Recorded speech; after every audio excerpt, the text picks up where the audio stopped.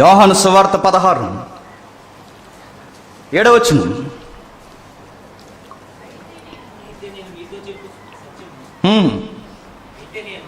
అయితే నేను మీతో సత్యము చెబుతున్నాను, నేను వెళ్ళిపోవుట వలన మీకు ప్రయోజనకరం. నేను వెళ్ళని ఎడల ఆదరణకర్త మీ యొద్దకు రాడు. ప్రభువైన యేసుక్రీస్తు వారు మరలా నొక్కి ప్రస్తావించాల్సిన అవసరం వస్తుంది. చూడండి, అక్కడ ఒక పదం అన్నాడు ఆయన. ఏమని? నేను సత్యము.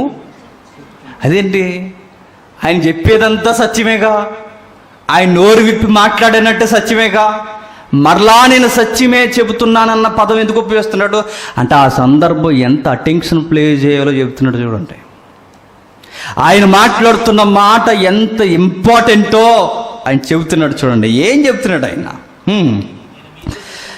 నేను మీతో సత్యము చెబుతున్నాను, నేను వెళ్ళిపోవుట వలన మీకు ప్రయోజనకరం. అదేంటి? ఆ సిచ్యువేషన్లో మనం ఉంటే, ఆయనకి ఫాలోవర్స్గా ఫస్ట్ సెంచరీలో మనం ఉంటే, ఆయన వెళ్ళిపోతే మనకు ప్రయోజనం అని కానీ మనకి ఏమైనా అర్థం అవుద్దా? ఇది ఎక్కడ మీరు దూరం అయ్యా గురీజీ అనుకుంటాం మనం. ఇప్పటికీ మీరు గుర్తుపెట్టుకోండి, యేసుక్రీస్తు వారు మనతో ఉండడం మంచిదా కాదా అంటే ఆయన అంటున్నాడు, నేను వెళ్ళడం చాలా మంచిది అంటున్నాడు ఆయన. అదేంటి? ఆయన వెళ్ళడం మంచిదేంటి? ఆయన వెళ్ళడం మంచిది. ఆయన వెళ్ళడం ఆయనకి మంచిది కాదు, మనకు మంచిది. ఆయన వెళ్ళడం ఆయనకు ప్రయోజనం కాదు, మరి మనకు ప్రయోజనం. మనకేం ప్రయోజనం చెబుతున్నాడు. చూడండి, నేను వెళ్ళని ఎడల ఆదరణకర్త మీ యొద్దకు రాడు. నేను వెళ్ళడం ఎంత ఇంపార్టెంట్ అంటే మీకు ఆత్మను వరముగా అనుగ్రహింపబడడానికి ఆయన వస్తాడు. ఎవరైనా ఆధారకర్త అంటే మీరు అక్కడికి వెళ్ళిపోకండి. ఆయన అన్నారు గొడవ లేకుండా. ఎవరు? అల్లాహు అక్బర్ అల్లా. ఆయన అన్నారు, ఆయన కాదు, ఆయనకి సంబంధించి కాదు. కర్త అంటే ఎవరెక్కడ? యేసుక్రీస్తు వారి తర్వాత వచ్చిన ప్రధానమైన సంఘానికి పాత్ర పోషిస్తున్నది పరిశుద్ధాత్మ దేవుడు.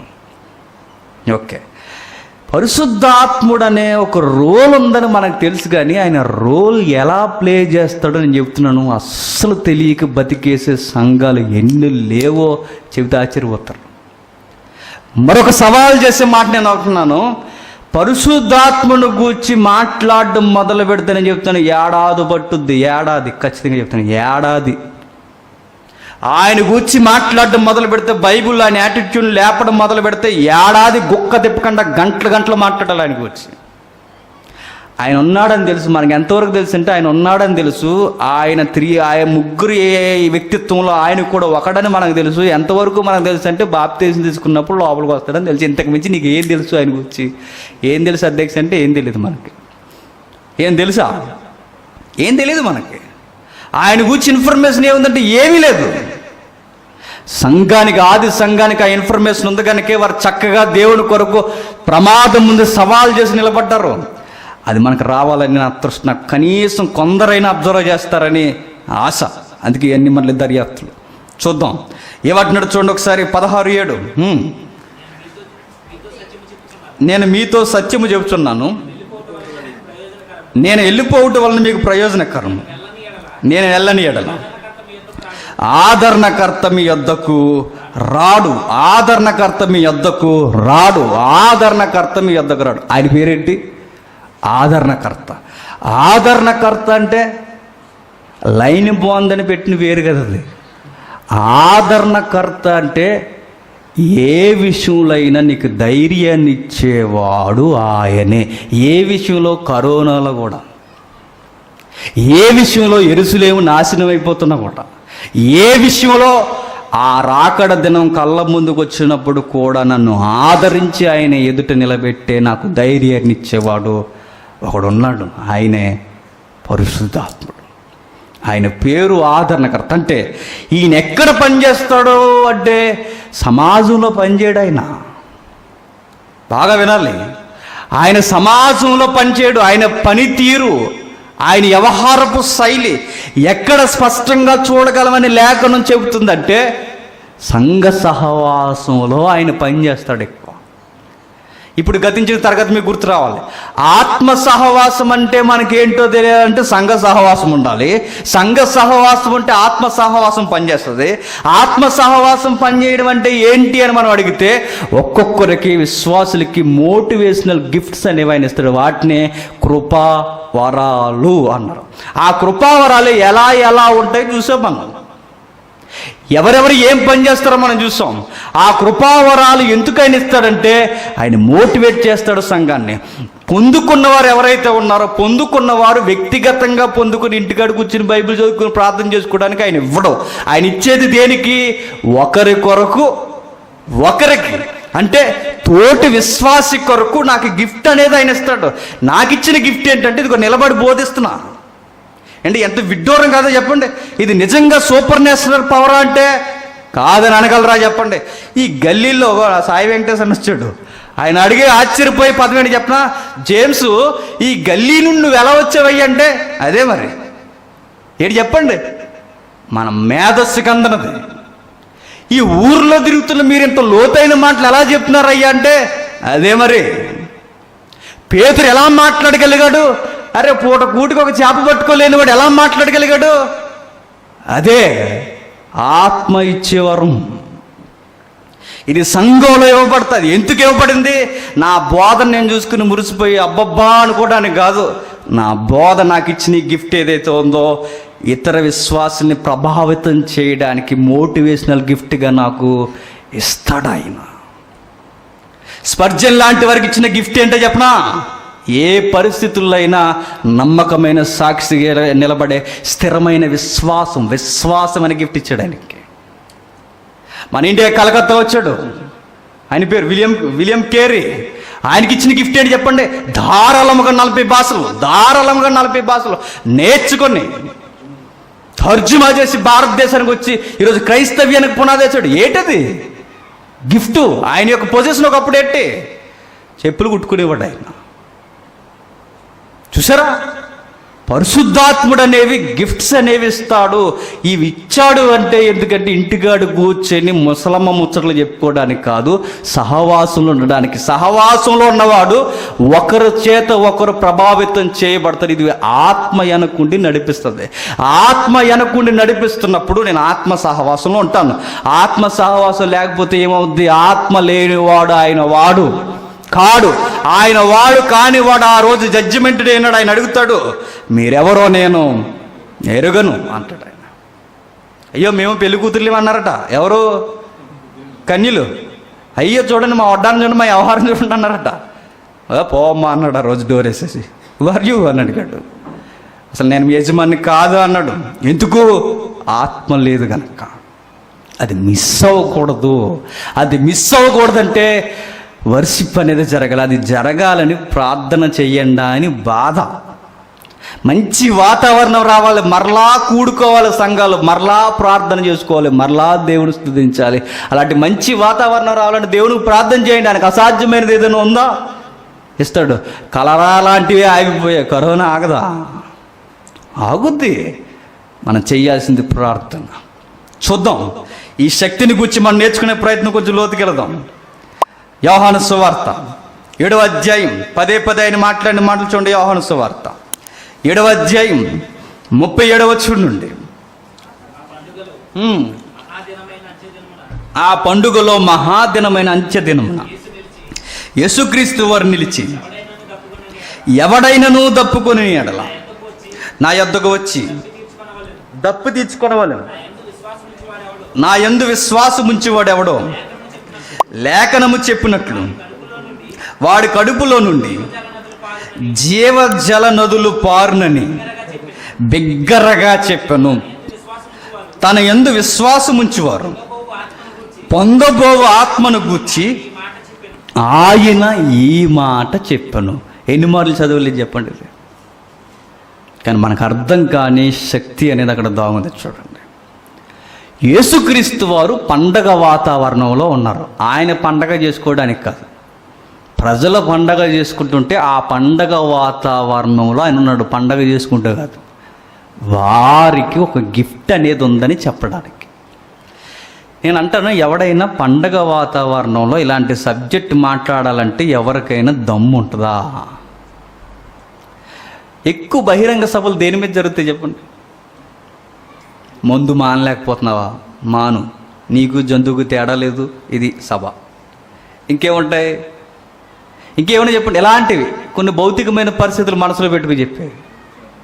కానీ గుర్తుపెట్టుకోండి, అక్కడ మాట్లాడే ఆ వాతావరణంలో ఆయన మాట్లాడుతున్న సందర్భం ఏంటంటే పరిశుద్ధాత్మను గురించి మాట్లాడుతున్నాడు. పోలికగా నేను ఒక గిఫ్ట్ ఇస్తాను, ఆ గిఫ్ట్ ఇస్తే అది జీవజలాలు, ఆ జీవజలాలు తీసుకున్న వాడిలో నుండి అవి ఊరుతూనే ఉంటాయి. నీళ్లతో పోల్చాడు ఎవరిని? ఆత్మని. నీళ్లతో పోల్చాడంటే ఏదో పోల్చాడని కాదు, దాని వెనక కూడా ఉద్దేశం ఉంటుంది. చచ్చిపోయేవాడికి నీళ్ళు ఏమిస్తాయి? ఇది చాలా బాగుంది వ్యవహారం. దాహంతో చచ్చిపోయేవాడికి నీళ్ళు ఇస్తే ఏముంది?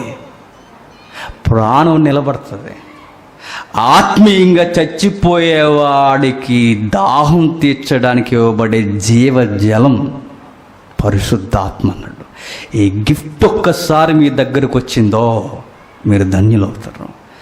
అది పొందుకొని మీరు నడుస్తున్నారో మీలో ఊరుతూనే ఉంటుంది అన్నాడు. నిజంగా అది అనుభవించే వాళ్ళు చూస్తారు. ఆయన ఆ పని చేసే విధానం ఆ వ్యక్తిలో మనం స్పష్టంగా చూడొచ్చు. రోజు రోజుకి నీటి కాలువల యొద్ద ఒక మొక్క ఉంటే ఎంత పచ్చగా అభివృద్ధి చెందుద్దో అంత పచ్చగా ఆత్మ అతన్ని అభివృద్ధి చేస్తుంది ఆత్మీయ జీవితంలో. నేను ఇస్తాను మీకు అన్నాడు. నేను ఇస్తా, మీరు రండి అన్నాడు ఆయన. ఎందుకు ఇస్తాడు ఇదంటే మరలా కొంచెం అర్థం చేసుకునే ప్రయత్నం. తీసుకొని నాకు ఇది ఉందని మురిసిపోయాడు కొరింథీ సంఘం. అది మురిసిపోవడానికి కాదు. కొరింథీ సంఘం ఎక్కువగా గిఫ్ట్స్ తీసుకున్న వాటికి క్యారెఫ్ అడ్రస్గా ఉంటుంది. అన్ని భాషలు మాట్లాడతారు, స్వస్థతలు చేస్తారు, ఇంకా విశ్వాసం బోధించడం, పంచిపెట్టడం, విచారించడం, రకరకాల గిఫ్ట్లని ఇచ్చిన వారు తీసుకున్న వారికి వచ్చిన బాధ ఏంటంటే అసలైన విషయం మర్చిపోయారట. ఎందుకు ఇస్తాడు ఆయన గిఫ్ట్ అనేది ఆయన ఎందుకు ఇస్తాడు? వరం అనేది ఆయన ఎందుకు ఇస్తాడు? గిఫ్ట్ అంటే మీరు గిఫ్ట్ అనుకోకుండా లేనిపోయిన గొడవ. గిఫ్ట్ అంటే అదొక వరం. ఏమిటి ఆ వరం అంటే, ఇదిగో నాకు నిలబడి మాట్లాడే వరం ఇచ్చాడు. ఒక రోజు నేను చెప్తున్నాను, ఒక రోజు నేను చదువుకున్న చదువులో ఒక టెక్స్టే సరిగా చదవలేను నన్ను ఈరోజు దేవుడు నిలబెట్టి ఈరోజు ధారాళంగా మాట్లాడిస్తున్నాడంటే ఇది జేమ్స్ అనేవాడి వల్ల కాదు, మరి అది ఆత్మ వల్లనే. ఒక వ్యక్తి ఇక్కడ నిలబడి మరలా మాట్లాడగలుగుతున్నట్టు ఆత్మ వల్లనే కాదు. చెప్పండి, మీ పిల్లలుగా మీ ముందు పెరిగిన వాళ్ళు మేము ఎలా పెరిగామో మీకు తెలుసు.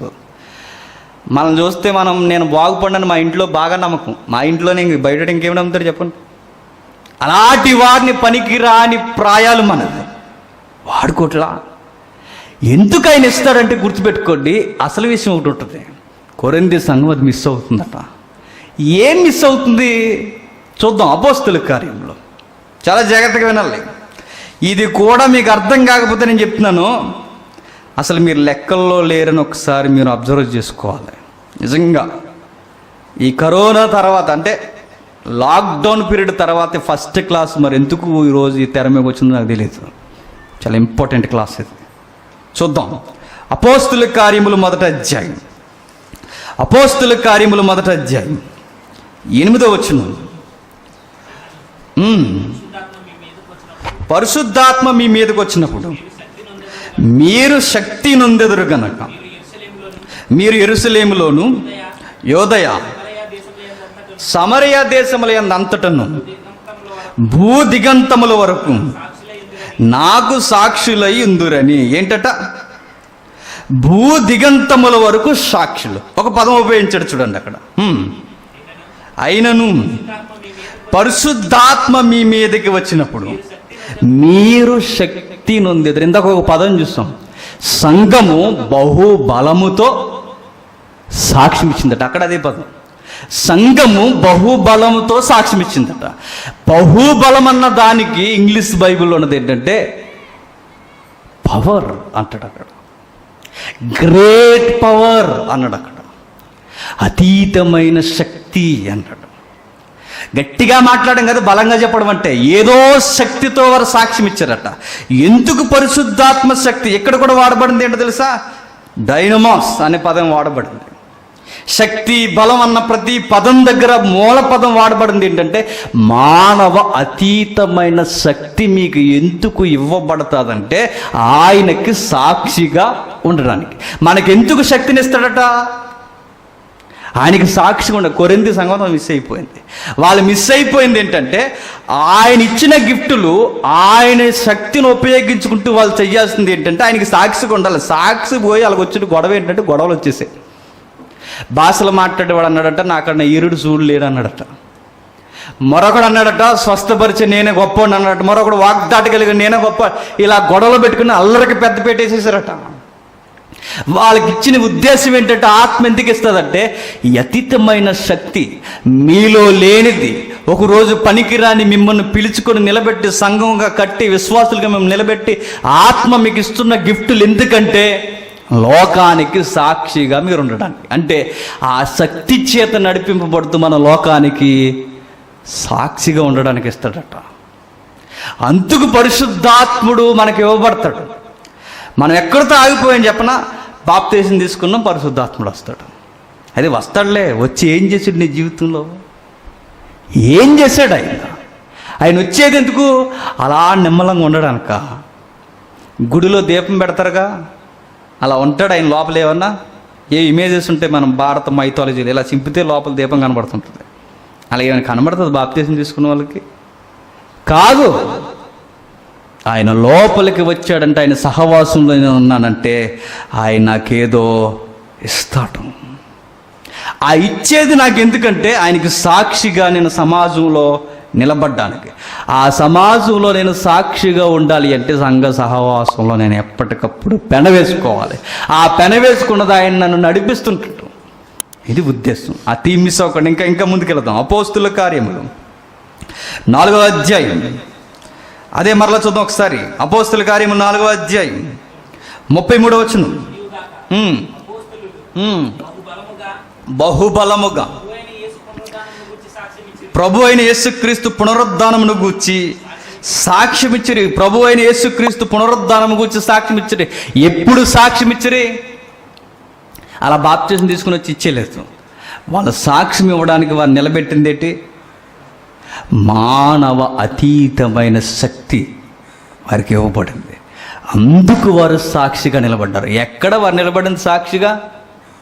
ఏటలపాలెం ఈదుల్లోనో గోడపత్తి ఈదుల్లోనో అక్కడ కదా.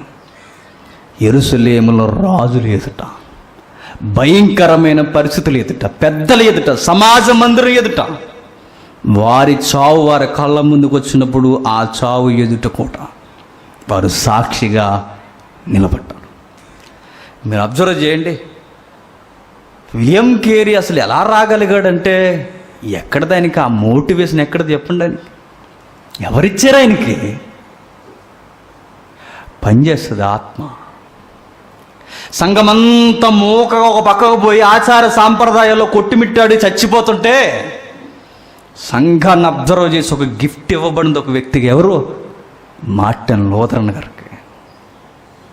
సంఘం ఎవరు చూడలే, ఏ పెద్దలు కనబట్టలేదు, ఎవరు అబ్జర్వ్ చేయలేకపోతున్నారు. ఆ వ్యక్తికి తలుక్కుమని మెరిసింది. ఆయన ఎలా చూడగలిగాడు? అరే ఇది తప్పుడు వైఖరిరా, సంఘం ఎలా వెళ్తుందని ఆయన ఎట్లా చూడగలిగాడు? ఆత్మ వరం ఆయనకి ఇచ్చింది. అక్కడక్కడ మీరు సంఘంలో చూడండి, మనకు కనబడవు, కొంతమందికి బాగా కనబడుతుంటాయి. ఇక్కడ నిలబడే వరకు కొన్ని కనబడకపోవచ్చు, కానీ కూర్చున్న వరకు కొన్ని కనబడదు. ఇది కరెక్ట్ కాదు. అది వాడికి అబ్జర్వ్ చేసే గుణం ఇచ్చాడు ఆత్మ. అందుకు నేను సంఘంలో తీసుకొచ్చాడు. నువ్వు కూర్చుని కామెంట్ చేసి వెళ్ళిపోయి ఆడని చెప్పి వెళ్ళిపోవడానికి కాదు, నేను తీసుకొస్తా. ఆ తప్పు జరగకుండా ఉండడానికి నిన్ను అక్కడ నిలబెట్టాడు. నువ్వు అబ్జర్వ్ చేయి. కొంతమంది చూడండి ఏంటంటే ఈయన అన్ని పోగొట్టేసుకుంటాడు. బర్నబా గారిని చూస్తే ఈ తరంలో బర్నబా గారు లేరు, కానీ ఆయన పెద్ద అమాయకుల్లో కనబడుతుంది మనకి. ఎవరు? బర్నబా గారు. ఆయన ఏం చేశాడట? భూములు రాసి ఇచ్చేసాడట. అదే వరం అని చెప్పిందో తెలుసా? పంచి పెట్టే వరం అన్నాడు. అది కూడా గిఫ్టే. ఆయన చూస్తే మనకు అర్థం, కనీసం ఏమీ దాచుకోకుండా ఎలా ఇచ్చేస్తున్నాడు వెనకుండా నడిపించాడు ఒక ఆయన ఉన్నాడు. ఆయన చూడండి, కావాలంటే చెప్పకూడదు కానీ కొన్ని విషయాలు చెప్తే, కరోనా టైంలో చాలామంది సహోదరులు భోజనాలు పంచడానికి చాలా ఇంట్రెస్ట్గా తిరిగారు. అది మీ ఆసక్తి అని నేను చెప్తున్నా. మేము నడిపించే ఆత్మ ఒకటే ఉంది. వేల లక్షల రూపాయలు ఖర్చు పెట్టాం మనం కరోనా టైంలో. చాలామంది భోజనం, చాలామంది తమ్ముడు పంపించాడు పాస్టర్లకి, చాలామందికి.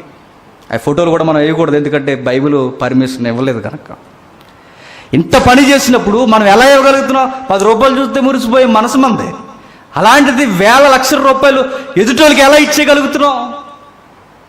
ఆ గిఫ్ట్ ఆయన ఇస్తాడు. ఆయన పంచే గుణం, బోధించే గుణం, విశ్వసించే గుణం, నిలబెట్టే గుణం, ప్రేమించే గుణం, ఎదుటోడికి లేనిది వీడికి లేది లేదురా అని వాడు స్పష్టంగా చూడగలిగే గుణం, వాడికి లోపం ఉందని వాడు చెప్పక మునుపే మనం అంచనేసే గుణం, ఇవన్నీ ఏటనుకుంటున్నారు? ఆత్మ మనకిచ్చేది. కొంతమంది చూడండి, మనం ఇంకా మ్యాటర్ ఏం చెప్పం. బ్రదర్ నీ ప్రాబ్లం ఏంటో నాకు తెలుసు అంటాడు. ఎలా పట్టుకోగలిగాడు? తెలుస్తాయి.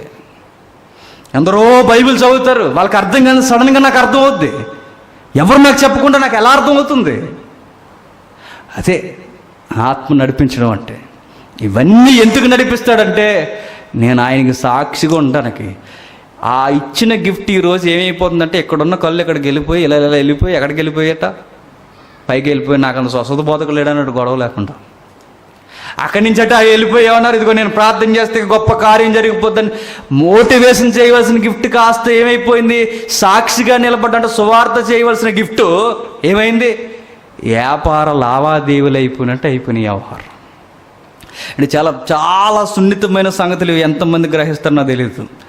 మీరు డాక్ట్రిన్స్లు తలబెట్టరు, కానీ డాక్ట్రిన్స్ జోలికి, సిద్ధాంతాల జోలికి వెళ్తే కత్తి మీద స్వామి ఈరోజు చెప్పేది.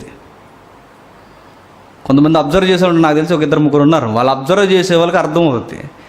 డాక్ట్రిన్తో తెగ మాట్లాడి ఇంక నిద్రపోకుండా మాట్లాడుకునే వారికి భలే దొరికేట్రా జేమ్స్ అనుకునే బ్యాచ్కి మంచి లైన్ అనమాట. కానీ దొరకదు అది వ్యవహారం, అది ఎందుకంటే అది కరెక్ట్ లైన్. అది చూద్దాం ఒకసారి. ఇంకా ఏం చెప్తున్నాడో చూద్దాం.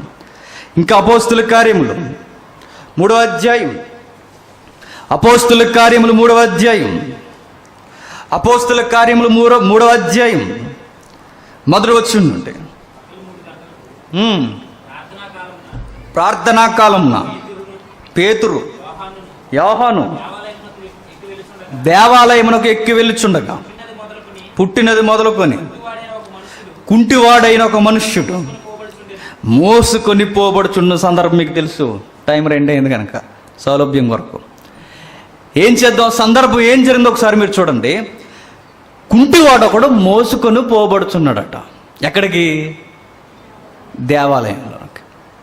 దేవాలయానికి మోసుకొని పోబడుతున్నప్పుడు ఎవరో తీసుకొస్తారు, కూర్చోబెడతాడు, కొంత భిక్షాటన చేస్తాడు, 4 రూపాయలు వస్తాయి, ఇంకా అలా జీవిస్తున్నట్టు. ఆ టైంలోనే దేవాలయంలో ప్రార్థన చేసుకోవడానికి అపోస్తులు కూడా వస్తున్నారు. ఒక తరగతి ఉంది, చెప్పలేదు, చాలా కాలం క్రితం. అది అపోస్తులకి ప్రార్థనా సహవాసానికి ఫస్ట్ సెల్టర్ ఏంటని చెప్పనా? దేవాలయమే. అది వింత. అక్కడే కూడుకునేవారు వాళ్ళు. ఆ వర్ణంలోనే వారు మాట్లాడుకునేవారు. తర్వాత మేడగతులు అయ్యాయి, కానీ ఫస్ట్ అక్కడే వాళ్ళు ప్రార్థన చేసుకోవడానికి. నిజానికి వారు ప్రార్థన చేసుకోవడానికి ఎందుకంటే వారు వాడిక ఎక్కడ? మందిరంలో ప్రార్థన చేసుకోండి. ఏ మందిరం? ప్రభు అయిన యేసుక్రీస్తు వారికి ఏ మందిరం అయితే చూపించారో ఆ శృంగారం అనే దేవాలయం. శృంగారం అంటే మీరు ఈ మైథాలజీలోకి వచ్చేయండి. శృంగార దేవాలయాన్ని మీరు చూస్తారు కదా, కళ్ళుతో చూడలేము. అవి భూతిభంగిములు. అది కాదు శృంగారం అంటే. శృంగారం అంటే అందమైంది అని. అందమైన డిజైన్తో కట్టబడిన ఆ మందిరం అంటే అది సొలొమోను పునాదుల మీద కట్టబడిన మందిరం. అది ఎరోదు కట్టిన మందిరం. ఆ మందిరంలోనికి ప్రార్థన చేయడానికి వెళ్తుంటే ఒక ఆయన కనబడ్డట. ఎవరు? భిక్షాటన చేస్తున్నవాడు. భిక్షాటన చేస్తున్న వానికి ఒక మాట చెప్పారు వారు. ఇదిగో మా దగ్గర ఎండి బంగారము లేవు, కానీ అంతకన్నా గొప్పది ఒకటి ఉంది. యేసు నామమున లేచి నడు అన్నారు. అంతే. ఎప్పుడైతే లేచి నడిచారో ప్రజలందరూ ఈ భ్రాంతి నుండి చివరి వచనంలో 10వ వచనంలో పరవాసులైపోయారు. ఏమయ్యారు? పరవశులైరి. వారు ఏమయ్యారు చూడండి, విభ్రాంతి పడిపోయి, ఏంటి వింత, అరే రోజు ఇక్కడే ఉంటాడుగా, ఇతగాడు ఎట్లా నడిచేసాడేంటి, ఏంటి దీన్ని వెనకున్నది ఏంటంటే, వారు అప్పుడు క్వశ్చన్స్ రేజ్ చేస్తున్నారు. 11వ వచనంలో వాడు పేతురు యోహాను పట్టుకొని ఉండగా ప్రజలందరూ విస్మయం ఉంది. సొలొమోను మండపంలో ఉన్న వారి యొద్దకు గుంపుగా పరుగెత్తుకొని వచ్చిరి. పేతురు దీన్ని చూసి ప్రజలతో ఇట్లనెను, ఇశ్రాయేలులారా, మీరు ఈయన విషయమై ఎందుకు ఆశ్చర్యపడుచున్నారు? మా సొంత శక్తి చేతనైనను భక్తి చేతనైనను నడవని వీనికి బలమిచ్చి మీరెందుకు మా తట్టు తేరు చూచుచున్నారు? చూడండి, వాళ్ళు ఏమన్నారు?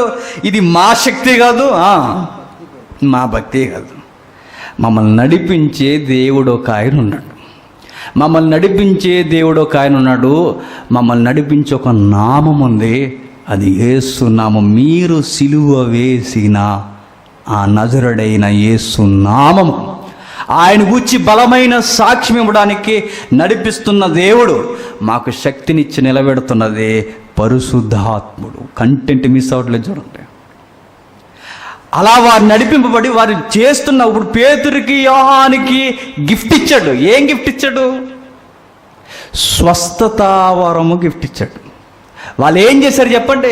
వెంటనే ఒక వ్యక్తిని బాగు చేశారు. వాళ్ళకి ఇవ్వబడిన గిఫ్ట్ ఎందుకంటే చెప్పండి, ఎందుకు? యేసు నామమును గూర్చి సాక్ష్యం, అంటే సువార్త చేయడానికే గిఫ్ట్లు అనేవి ఇవ్వబడతాయి.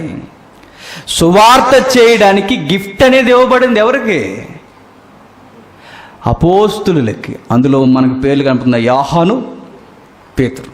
మీరు అనుకోవచ్చు, ప్రతిసారి ఇప్పుడు మేము కూడా కుంటివారిని లేపేయగలమంటే కౌంటర్ ఏంటంటే అన్నిసార్లు ఎర్ర సముద్రం పాయలు అవ్వదు, అన్నిసార్లు సూర్యచంద్రులు ఆగిపోరు, అన్నిసార్లు ఒకసారి జరిగింది ఒకటి జరగదు. జరుగుతున్న పరిస్థితి ఏంటో మీరు చూడండి. జరిగిందే జరగాలని రూల్ ఏమీ లేదు. మనకు కనబడుతున్నది ఏంటో చూడండి. ఆత్మ నడిపింపు, ఒకరిలో ఒక కార్యమే చేయాలని రూల్ ఏమీ లేదు. చూద్దాం ఇంకేముందో. అపోస్తుల కార్యములు 10వ అధ్యాయం, అపోస్తుల 2వ అధ్యాయం చూద్దాం. 2వ అధ్యాయం అపోస్తుల కార్యములు 2వ అధ్యాయం 2వ వచనం. అప్పుడు వేగముగా వీచు బలమైన గాలి వంటి ఒక ధ్వని ఆకాశము నుండి అకస్మాత్తుగా వారి కూర్చుని ఉన్న ఇల్లంతటా నిండెను. మరియు వారికి క్షమించండి, అపోస్తుల కార్యములు 2వ అధ్యాయం 38వ వచనం. అపోస్తుల కార్యములు 2వ అధ్యాయం 38వ వచనం. పేతురు, మీరు మారు మనసు పొంది పాప క్షమాపణ నిమిత్తము ప్రతివాడు యేసుక్రీస్తు నామమున బాప్తిస్మం పొందుడి, అప్పుడు మీరు పరిశుద్ధాత్మను వరము మీరు పొందుదురు. ప్రధానముగా మనం చేయవలసింది ఏంటంటే పాప క్షమాపణ నిమిత్తం బాప్తిస్మం పొందాలి. బాప్తిస్మం పొందిన వాడికి దేవుడిస్తున్న గిఫ్ట్ ఏంటి? పరిశుద్ధాత్ముడు అనే వరం. ఆ వరం ఎందుకు ఇవ్వబడుతుందంటే క్రైస్తవ్యానికి కొందరికి అర్థం కాక పరిశుద్ధాత్ముడు అనగానే ఏమనుకున్నారు? ఎగరడం అనుకున్నారు. పరిశుద్ధాత్ముడు ఎందుకు ఇవ్వబడతాడంటే యేసు నామము నిమిత్తము ధైర్యముతో సమాజములో సాక్ష్యముగా నిలబడడానికి మనకి ఆ గిఫ్ట్ అనేది ఇవ్వబడుతుంది. ఆ గిఫ్ట్ అనేది ఏంటి? పరిశుద్ధాత్ముడి గిఫ్ట్. ఆ గిఫ్ట్ కూడా మనకు కొన్ని గిఫ్ట్స్ అనేవి ఇస్తాడన్నమాట. స్టెఫను అన్నాడు, చాలా బలముగా ఆయన వాడబడ్డాడు. స్టెఫను బలముగా వాడబడుతున్నప్పుడు అక్కడ వాడబడిన పదజాలం చూద్దాం. ఈ రెఫరెన్స్ అన్ని ఎందుకు చేస్తున్నామంటే కొందరికైనా అర్థమైతే, నాలో ఈ క్వాలిఫికేషన్ లేదని మనకు అర్థమైనప్పుడు మనం వెళ్ళి మోకాళ్ళు వేసి ప్రార్థన చేసి, దేవా నన్ను కూడా నీ సేవలో ఉపయోగించుకోవైన ఒక్క హృదయమైన స్పందిస్తుందని. అందుకే రెఫరెన్స్ అన్ని. ఆది సంఘం చేసినట్టుగా మనం ఎందుకు చేయలేకపోతున్నామంటే అసలు బైబిల్ థీమే మనకు అర్థం కాలేదు కనుక. చూద్దాం. అపోస్తుల కార్యములు 6వ అధ్యాయం 7-8 వచనాలు.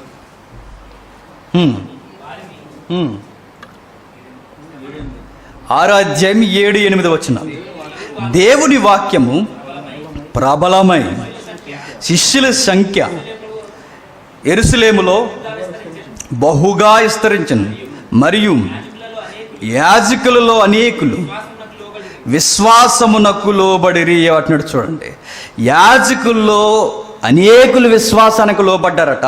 ఇంకా రాయబడిన పదం ఏంటంటే ప్రబలమై బహుబలముగా సంఘం విస్తరిస్తుందట. ఇంకొక పదం ఉంది, స్తెఫను కృపతోను బలముతోను, కృపతోను బలముతోను, బలముతోను బలముతోను బలముతోను. ఇందాక చదువుకున్నాం ఎక్కడో, సంఘము బహుబలముతో సాక్ష్యం ఇచ్చాను. బహుబలం అంటే గట్టిగా చెప్పారని కదా, ఏంటి? మానవ అతీతమైన శక్తితో వారు సమాజంలో సంఘముగా సాక్ష్యము ఇచ్చిరి. ఏమిటా మానవ అతీతమైన శక్తి అంటే? ఆత్మ. అదే ఊరెడు జీవజలం అన్నట్టు. ఆ జీవజలం నాకు గిఫ్ట్లు ఇస్తే, వరం ఇస్తే, ఆ వరం నాకు ఎందుకంటే సువార్తకు సాక్షిగా నిలబడ్డానికి. స్తెఫను మీరు చూడండి, స్తెఫనుకి ఆ శక్తి ఇవ్వబడిన తర్వాత, ఆ శక్తి ఇవ్వబడిన స్తెఫను చేసింది ఏంటి? మిరాకిల్ చేశాడు ఆయన, మహా అద్భుతాలు చేశాడు. ఆశ్చర్యపోయారు పండితుల రోజు. యాజకులు కూడా సంఘం యొక్క వైఖరిని చూసి మారిపోయారు. యాజకులు మారిన అంటే మాటలు ఆ రోజుల్లో పూజారి వర్గం అది. వారన్నీ వదిలేసి రాయితీలు పోగొట్టుకొని క్రైస్తవ్యాన్ని స్వీకరించడం అంటే మాటలా? అలాంటి వారు ఎలా మారగలిగారు? ఆత్మ సంఘాన్ని నడిపిస్తుందట. స్తెఫను కూడా అక్కడ రాయబడిన పదం గ్రేట్ పవర్ అని ఉంటుంది. మూల భాషలో అక్కడ ఉంటుంది మనకి. డైనమాస్ అన్న పదం గ్రీకు శబ్దం అది. దాని అర్థాలు ఏంటంటే మనుషులు చేయలేని కార్యము అని అర్థం. సంఘం ఈరోజు ఈ కరోనాని వీటిని చూసి మనం భయపడుతున్నాం అంటే మనకి ఏదో మిస్ అవుతుంది అన్నమాట. ఏంటి చెప్పండి? అదే. అలా అని నేను దానికి ఎదురెళ్ళమని చెప్పట్లా.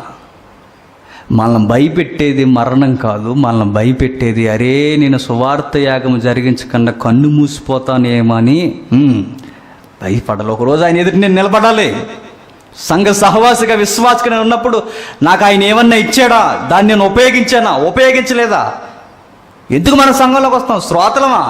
ఇక్కడికి వస్తే మీకు బయట చిత్రాలు చూస్తున్న వారికి ఏమైనా తేడా ఉంటుందా? అందుకు సంఘంలోకి మనం చెయ్యాల్సిన సంఘం ఏదో ఉంటుంది. ఆ సంఘంలో చేయాల్సిన ఒక్కొక్కరికి ఏదో ఇస్తాడు దేవుడు. ఒకడికి పంచిపెట్టే వరం ఇస్తాడు, ఒకడికి కృపావరాల్లో రకరకాలు ఉన్నాయి. మరొకడికి ప్రేమించే వరం, ఒకడికి అర్థాలు చెప్పే వరం, ఒకడికి బోధించే వరం, ఒకడికి విశ్వాసంలో మరైన స్థిరమైన మాటలు మాట్లాడే వరం, మరొకరికి అనేకులను నిలబెట్టి వారి కొరకు త్యాగం చేసే వరం, ఒకరికి విచారించేది. ఈ వరాలన్నీ ఎందుకు ఇస్తాడంటే సహవాసముగా మనం కూడుకొని ఆత్మ సహవాసంలో మనం ఉంటాం. అది ఆత్మ సహవాసం అంటే. ఆత్మ సహవాసం అని చదువుకున్నాం, కానీ ఆత్మ సహవాసం అంటే ఏంటో మన హృదయానికి ఎప్పుడు ఎక్కదు, ధ్యానించలేము కూడా. చూద్దాం ఇంకేమున్నాయో చూద్దాం. అపోస్తుల కార్యములు 10వ అధ్యాయం, అపోస్తుల కార్యములు 10వ అధ్యాయం, అపోస్తుల కార్యములు 10వ అధ్యాయం 37-38 వచనాలు. యోహాను బాప్తిస్మం ప్రకటించిన తర్వాత గలిలయ మొదలుకొని యోదయ అంతటా ప్రసిద్ధమైన సంగతి మీకు తెలియను. అది ఏదనగా దేవుడు నజరేయుడైన యేసును పరిశుద్ధాత్మతోను శక్తితోను అభిషేకించిన. శక్తితో చూడండి, ప్రభు అయిన యేసుక్రీస్తు వారు కూడా దేవుని గూర్చి సాక్ష్యం ఇవ్వడానికి ఆయన నడిపింపబడినది ఎవరి చేతట? శక్తితో. సంఘం నడిపింపబడింది ఎవరితోట? శక్తితో. స్తెఫను బలమైన సాక్ష్యం ఇవ్వడానికి కారణం ఏంటట? శక్తితో. ఆయన బతుకున్నప్పుడు, వెళ్ళిపోతున్నప్పుడు ఆయన చెప్పిన మాట ఏంటి? ఆయన వచ్చేంత వరకు కదలొద్దన్నాడు. ఎవరైనా? పరిశుద్ధాత్ముడు. చెప్పింది ఎవరు? యేసుక్రీస్తు వాడు. ఆయన ఆదరణకర్త అని ఎందుకన్నాడు? ఇదిగో భౌతికంగాను మానసికంగాను పరిస్థితులు తారుమారైపోయిన విశ్వాసి కదలకుండా ఉండాలి అంటే మీరు గుర్తుపెట్టుకోండి, ఆత్మ సహవాసం అనేది ఉండాలి. ఆత్మ సహవాసంలో నేను ఉన్నాను లేదో నేను పరీక్షించుకునేది నాకు ఎట్లా అంటే, ఆయన ఒక గిఫ్ట్ ఇచ్చాడని నాకు అర్థమవుతుంది. ఆ గిఫ్ట్ ఏంటో మీకు తెలియాలి. నాకు ఏ గిఫ్ట్ కనబట్టలేదంటే చెప్పండి, నీకు ఏమీ లేదా సంఘంలో? ఏమి సంఘంలో నువ్వు ఏ పాత్రను పోషించలేవా? ఇక నిలబడ్డవాడు బోధించే పాత్ర నాకు ఇచ్చాడు ఆయన. మీకేమిచ్చాడు? ఎవరో ఊరకే సంఘానికి రమ్మని ప్రభు పిలవడు. అందుకు సంఘంలోకి రావాల్సిన అవసరం లేదు. సంఘంలో ఒక కట్టడిలో మనం ఉన్నామంటే నా కొరకే కాదు, ఇతరుల కొరకు కూడా ఏదో నడిపింపబడ్డానికి ఆత్మ నాకు ఏదో ఒక వరం ఇస్తాడు. సంఘం అంటే గుర్తుపెట్టుకోండి, యేసుక్రీస్తు వారు గొప్ప దేవుడే కాదంట్లా, అది బయట వాడికి కూడా తెలుసు. యేసుక్రీస్తు వారు గొప్ప దేవుడైన ఆయన అనేకులకు బయట ఉన్న వారికి వర్షం కురిపిస్తాడు, నీకు వర్షం కురిపిస్తాడు. బయట ఉన్న వారికి భోజనం పెడతాడు, నీకు భోజనం పెడతాడు. వాళ్ళ కుటుంబాలను కూడా ఆయన కాపాడడానికోకండి, శత్రువులను కూడా ఆయన కాపాడతాడు, నిన్ను కాపాడతాడు. ఇంతకు మించి నీకు వాళ్ళకున్న తేడా ఏంటి? నీకు వాళ్ళకున్న తేడా? సంఘ సహవాసంలో నీకు ఆయన ఏదో ఇవ్వబోతాడు. అది ఆ గిఫ్ట్ నాకు ఉందో లేదో నాకు తెలియాలి. చూద్దాం, ఇంకా ఏముందో చూద్దాం. ఎఫెసీయులకు రాసిన పత్రిక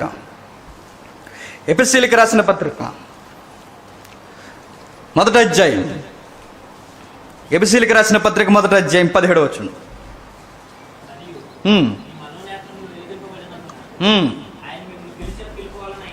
ఆయన మిమ్మును పిలిచిన పిలుపు వలనైన నిరీక్షణ ఎట్టిదో పరిశుద్ధులలో ఆయన స్వాస్యము యొక్క మహిమైశ్వర్యము ఎట్టిదో ఆయన క్రీస్తునందు వినియోగపరిచిన బలాతిశయమును బట్టి విశ్వసించు మన యందు ఆయన చూపుచున్న తన శక్తి యొక్క అపరిమితమైన మహైశ్వర్యము ఎట్టిదో మీరు తెలుసుకొనవలనని మన ప్రభు అయిన యేసుక్రీస్తు యొక్క దేవుడైన మహిమా స్వరూపి యొక్క తండ్రి తన్ను తెలుసుకొని యందు మీకు జ్ఞానము ప్రత్యక్షత గల మనస్సు అనుగ్రహింపబడినట్లు నేను నా ప్రార్థన యందు మిమ్మల్ని గూర్చి విజ్ఞాపన చేస్తున్నాడు. పౌలు గారట ఎఫెసీ సంఘాన్ని చూసి ప్రార్థన చేస్తున్నాడు. దేని కొరకు?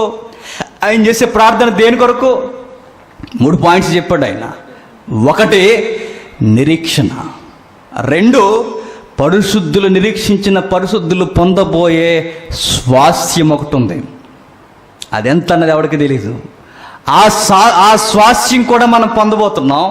నిరీక్షణ ఎట్టిదో మీరు తెలుసుకోవాలి, స్వాస్థ్యం ఎట్టిదో మీరు ఎలా పొందబోతున్నారో మీకు తెలుసుకోవాలి. ఇంతకన్నా ప్రాముఖ్యంగా మీరు తెలుసుకోవాల్సింది ఏంటంటే క్రీస్తు యేసునందు వినియోగపరిచిన బలాతిశయం ఏంటో మీకు తెలియాలని మీ కొరకు నేను ప్రార్థన చేస్తున్నాను అన్నాడు. సంఘం అత్యవసరంగా తెలుసుకోవాల్సింది ఏంటట? క్రీస్తు యేసు దేవుడు ఉపయోగించిన బలాతిశయం ఏంటో తెలుసుకోవాలట. 10వ అధ్యాయంలో చూసాం, యేసుక్రీస్తు పరిశుద్ధాత్మతోనూ శక్తితోనూ ఆయన సువార్త ప్రకటన చేసి జీవించాడు. సంఘమట యేసుక్రీస్తుని చూసి నేర్చుకోవాల్సింది ఏమిటంటే ఆయన ఏదో శక్తి చేత బలముగా మానవ రూపంలో ఉన్న ఆయన సేవ చేసాడని అబ్జర్వ్ చేసి సంఘ విశ్వాసి కూడా అట్లానే పని చేయాలని నేను కోరుకుంటున్నానని పౌలు గారు కోరుకుంటున్నాడు. చూడండి, ప్రార్థన చేస్తున్నాడు. చూడండి, పరిశుద్ధాత్మ శక్తి ఇక్కడ కూడా ఉపయోగించిన పదం మీరు గుర్తుపెట్టుకోండి. డైనమాస్ అన్న పదం మిస్ అవ్వలేదు అక్కడ. ఇప్పుడు వరకు మనం చూసిన రెఫరెన్స్ అన్నిట్లో ఉన్న పదం అదే, మానవ అతీతమైన శక్తి. క్రీస్తునందు దేవుడు ఉపయోగించిన మానవ అతీతమైన శక్తి మీరు తెలుసుకోవాలని మీ కొరకు నేను ఏం చేస్తున్నాను అంటున్నాడు ఆయన? ప్రార్థన చేస్తున్నాను అన్నాడు ఆయన. అది ఇంకా ఏమున్నాయి చూద్దాం. ఎఫెసీయులకు రాసిన పత్రిక చూద్దాం. ఎఫెసీయులకు రాసిన మొదటి పత్రిక, క్షమించండి, మొదటి అధ్యాయం. ఎఫెసీయులకు రాసిన మొదటి పత్రిక మొదటి అధ్యాయం 4-5 వచనాలు. ఏలయనగా దేవుని వలన ప్రేమింపబడిన సహోదరులారా, మీరు ఏర్పరచబడిన సంగతి అనగా మా సువార్త మాటతో మాత్రము గాక శక్తితోను పరిశుద్ధాత్మతోను సంపూర్ణ నిశ్చయతతోను మీ యొద్దకు వచ్చి ఉన్న సంగతి మాకు తెలియను. చూసారు ఏమంటున్నాడు? చూడండి మరలా, సహోదరులారా మీరు ఏర్పరచబడిన సంగతి అనగా మా సువార్త మాటతో మాత్రం ఉండిపోలేదు. మీకు ఇన్ఫర్మేషన్ ఇచ్చే సువార్త మేము చేయలేదు. ఈరోజు ఎక్కువ జరుగుతున్నది ఏంటి చెప్పండి? ఇన్ఫర్మేషన్. యేసుక్రీస్తు వారు ఎందుకు వచ్చారు? మానవాళి పాపాల కొరకు వచ్చాడు. ఇంకా యేసుక్రీస్తు వారు ఎవరు? గొప్ప దేవుడు. ఇంకా సంఘము, ఆయన సంపాదించే రక్తమే. ఇవి ఏంటి చెప్పండి? ఇన్ఫర్మేషన్. ఇలా మాట చెప్పి మా సువార్త ఆగిపోలేదు. మా సువార్తలో ఏముందంటే శక్తితో, చదవండి, మీకు శక్తి పోయిందా? చదవండి చదవండి. పరిశుద్ధాత్మతోను సంపూర్ణ నిశ్చయతతోను మీ వద్దకు వచ్చి ఉన్న సంగతి మాకు తెలియను. ఏమంటున్నాడు? పరిశుద్ధాత్మ శక్తితోను, పరిశుద్ధాత్మ శక్తితోను. శక్తితో అక్కడ కూడా వాడబడిన పదం గ్రేట్ పవర్ అంటుంది. డైనమాస్ అన్న పదమే. మీరు ఎక్కడ పొండే సువార్తలో అపోస్తులు మిస్ అవ్వనది ఏంటంటే మానవ అతీతమైన శక్తిని వారు మిస్ అవ్వలేదు. అల్టిమేట్ గోల్ ఏంటంటే విశ్వాసకి ఆత్మ సహవాసంలో ప్రతి ఒక్కరూ ఉండాలి. అందుకే విశ్వాసం పిలువబడతాడు. ఇక్కడ ఒక మాట అన్నాడు ఆయన, మీరు ఏర్పరచబడిన సంగతి. వాళ్ళు ఏర్పరచబడ్డారని ఈయనకెళ్ళి తెలుసు? వాళ్ళు ఏర్పరచబడ్డారని ఈయన ఎలా విశ్వసిస్తున్నారంటే ఆ సువార్తలో ఉన్న శక్తిని, పరిశుద్ధాత్మను వారు పొందుకున్నారు గనక వారిని సహోదరులను సంబోధించి మీరు ఏర్పాట్ల లెక్కలో ఉన్నారని ఆయన స్టాంప్ వేస్తున్నాడు. చూడండి, అది అంటే ఒక సంఘం ఏర్పాట్లో ఉంది, ఒక సహోదరుడు ఆత్మ ఏర్పాట్లో ఉన్నాడు అనడానికి గుర్తేంటంటే ఆత్మ ఏదో ఒక కార్యములో అతగాడిని వాడుకుంటుంది. ఆ వాడుకోవడం అతగాడికి కనిపించకుండా కేవలం వచ్చాడు, కూర్చున్నాడు, బైబిల్ చదువుకున్నాడు, ప్రార్థన చేసుకున్నారు, వెళ్ళారు, వచ్చారు. శ్రోతలంటే శ్రోతలు అనే గిఫ్ట్ ఎక్కడా లేదు బైబిల్లో, లేదు. మీరు కావాలని చదవండి. వచ్చిన వాడు సంఘంలో ఏదో ఒక పని చేస్తాడు. ఆ పని అంటే గుర్తుపెట్టుకోండి, చెప్పాను మీకు గతించిన తరగతిలో, ఏదో ఒకటి పంచిపెట్టేవారు ఉన్నారట, ప్రవచించేవారు ఉన్నారట, బోధించేవారు ఉన్నారట, హెచ్చరించేవారు ఉన్నారట, ఇంకా కనికరించేవారు ఉన్నారట, ఇంకా విచారించేవారు ఉన్నారట. ఇందులో ఎవరో ఒక మీరు జడ్జి చేయండి. అపోస్తుల సంఘాన్ని మీరు కొలవండి, వాళ్ళకి సూట్ అవుతుంటుంది ఏదో ఒకటి. పేదరికి బోధించేవారు, బర్నబాకి పంచిపెట్టేవారు. బర్నబాకి మరొక అడ్వాన్స్గా ఉన్న గిఫ్ట్ ఏంటంటే కనికరించుకున్న. సంఘం అంతా వెళ్ళేసింది బౌలు, ఆయన ఏం చేశాడు? కనికరించాడు. ఏదో ఒకటి ఉంటుంది చూడండి. తిమోతికి పెద్దలు చేయలేని పని ఈ పిల్లగాడు వెళ్ళి హెచ్చరిస్తున్నాడు సంఘాన్ని. అది వరమే. ఏదో ఒక వరం ఇవ్వబడుతుంది. అందుకే మనం సంఘానికి పిలువబడతాం. మరలా చూద్దాం, ఇంకా కొంచెం స్థిరపరచుకోవడానికి. తిమోతికి రాసిన రెండవ పత్రిక, మొదటి అధ్యాయం, తిమోతికి రాసిన రెండవ పత్రిక మొదటి అధ్యాయం 6-7 వచనాలు. ఆ హేతువు చేత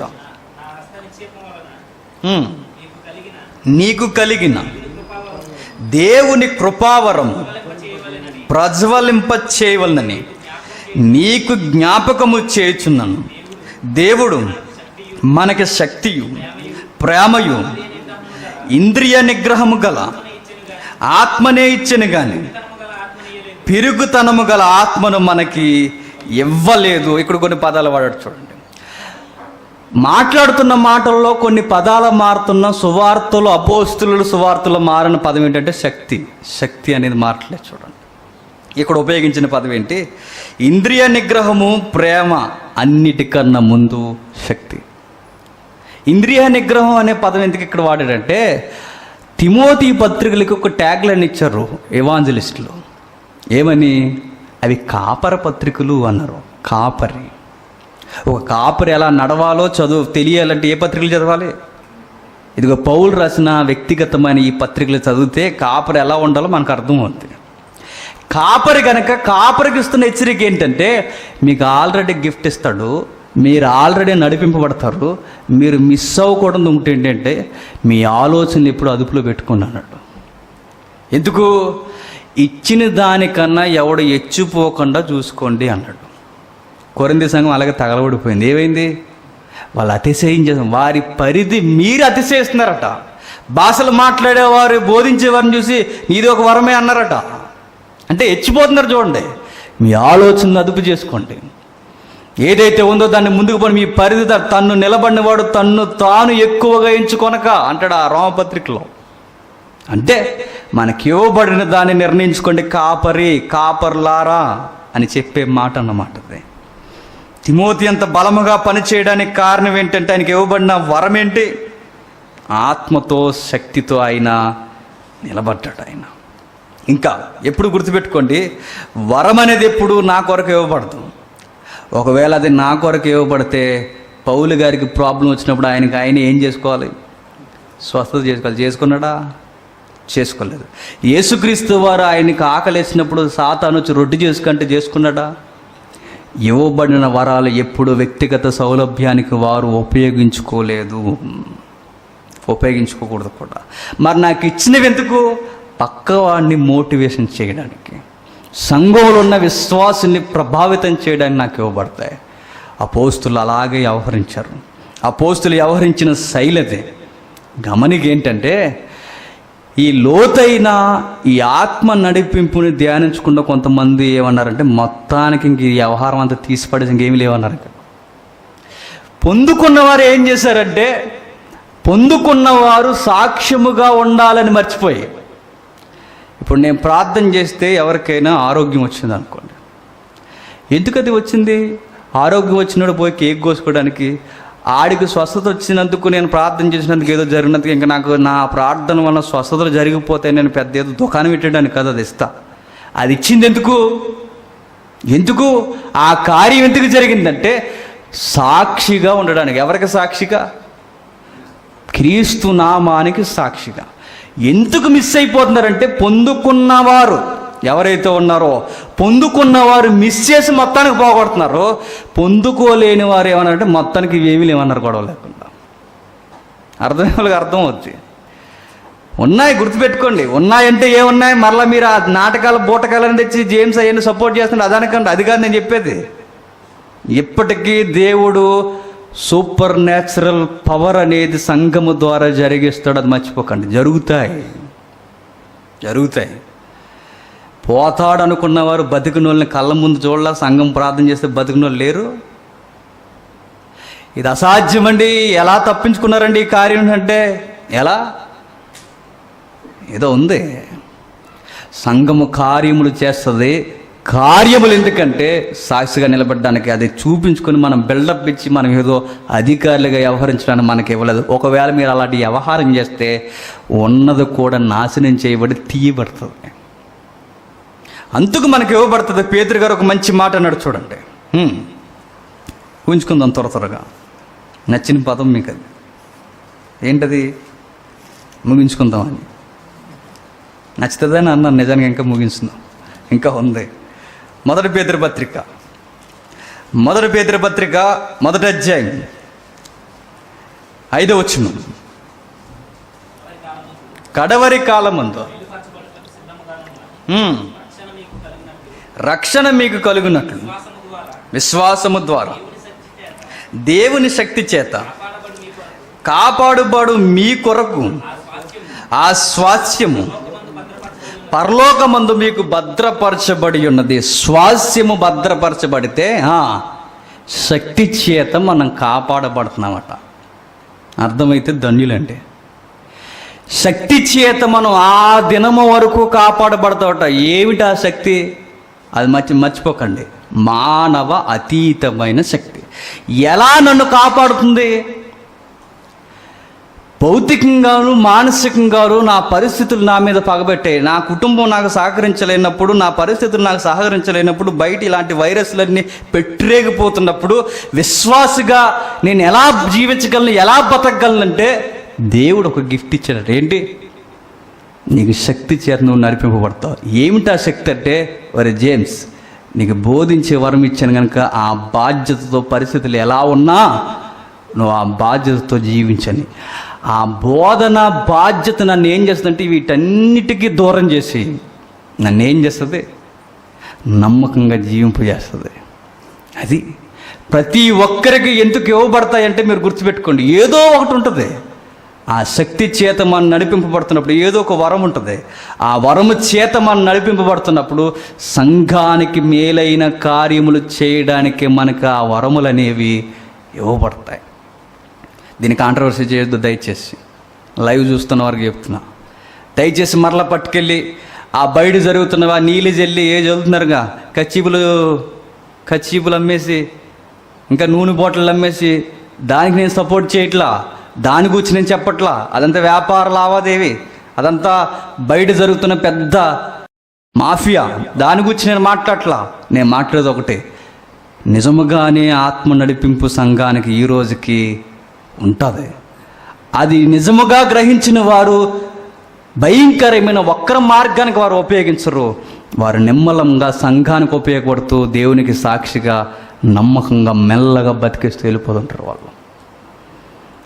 అలాంటి లిస్టులో మనం ఉన్నాం లేదో చెక్ చేసుకోవడానికి పేతురు గారు అంటున్నాడు, చదువుతాం ఒకసారి. కడవరి కాలం ముందు బయలుపరచబోటకు సిద్ధముగానున్నా. చదువు. రక్షణ మీకు కలుగునట్లు విశ్వాసము ద్వారా దేవుని శక్తి చేత కాపాడబడు మీ కొరకు ఆ స్వాస్యము పరలోకమందు భద్రపరచబడి ఉన్నది. ఆ స్వాస్యము భద్రపరచబడి ఉన్నది. ఆ శక్తి చేత మనం కాపాడబడుతూ ఆ రోజు వరకు ఉంటాం. ఆది సంఘం ప్రమాదాల మధ్య ఎలా నిలబడగలిగిందంటే, ఎలా నిలబడింది చెప్పండి? నేను విన్నారుగా ఎలా నిలబడింది? ఎలా నిలబడగలిగారు వాళ్ళు? వారికి శక్తి చేత నిలబడ్డారు. పేతురు అన్నాడు ఒకరోజు, మీరు మాకు ఇంత స్ట్రాంగ్ వార్నింగ్ ఇస్తున్నారే, ఆ నామాన్ని బోధించొద్దండి. మేము కన్న వాటిని విన్న వాటిని చెప్పకుండా ఉండలేము. ఒకరోజు పేతురు, నువ్వు కూడా గలిలయ టీంలో ఉన్న మెంబరో కదని ఒక అమ్మాయి అడిగితే, అయ్యో నేనా, ఆయన ఎవరో నాకు తెలియదు అన్నాడు. అసలు ఆయన ఎవరో తెలియదు, ఒట్టే చెబుతున్నాడు తెలుగు డైలాగ్ లాగా. అసలు ఆయన ఎవరు నాకు తెలియదు. ముమ్మారు కోడి కూర్చింది, పశ్చాత్తాపడిపోడు. అంత పిరికివాడైన పేతురు పెద్దలు పిలిచి బెత్తముల చేత కొట్టి, నీ సంగతి చూస్తాం మరలా మాట్లాడేవంటే చావరైనా చేస్తాను కానీ మాట్లాడకుండా ఉన్నన్న ధైర్యం పేతురికి ఎట్లా వచ్చింది? ఆత్మ సహవాసం అంటే పరిస్థితులు ఎలా ఉన్నా నేను ధైర్యముగా ఆయన కొరకు సాక్ష్యముగా నిలబడగలను. అది మరొక మంచి మాట. త్వరగా ఫిలిప్పీలకు రాసిన పత్రిక 3వ అధ్యాయం, ఫిలిప్పీ సంఘానికి రాసిన పత్రిక 3వ అధ్యాయం 9-10 వచనాలు. క్రీస్తును సంపాదించుకొనుటకు విశ్వాసం మూలమైన ధర్మశాస్త్రం మూలమైన నా నీతిని కాక, నీతి అనగా విశ్వాసమును బట్టి దేవుడు అనుగ్రహించిన నీతి గలవాడినై ఆయన యందు అగపడి నిమిత్తము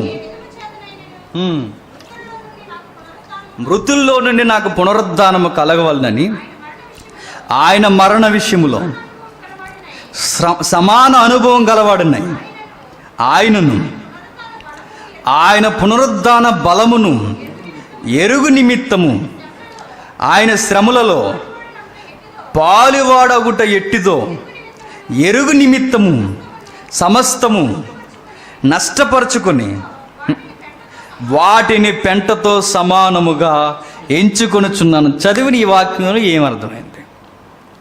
పౌలు గారికి ఒక విషయం అర్థమైపోయిందట. ధర్మశాస్త్రం వలన ఎవ్వడు నీతిమంతుడిగా తీర్చబడ్డాడు. ధర్మశాస్త్రం మనకు తెలుసు, ఆ తరగతిలో చూసాం, ముందు తరగతిలో. ధర్మశాస్త్రం వలన ఎవడు నీతిమంతుడిగా తీర్చబడ్డు. మరి ధర్మశాస్త్రం ఎందుకు ఇవ్వబడింది? నువ్వు నీతిమంతుడు కాదని నీకు బాగా అర్థం అవడానికి.